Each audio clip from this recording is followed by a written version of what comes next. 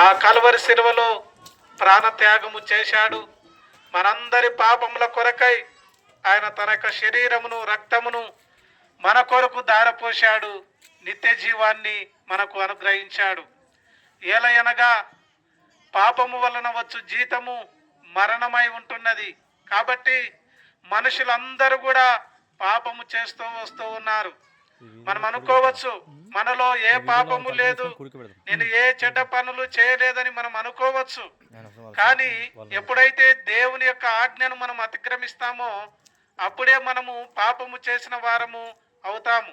కాబట్టి దేవుడు నీ నుండి కోరుకుంటున్నది నువ్వు ప్రేమ కలిగి జీవించాలి, ఒకరికొకరును ప్రేమించాలి, నిన్ను వలె నీ పొరుగువానిని ప్రేమించాలి, నీ పూర్ణ హృదయముతో, నీ పూర్ణ ఆత్మతో, నీ పూర్ణ బలముతో ఆ దేవుణ్ణి సేవించాలని దేవుడు సెలవు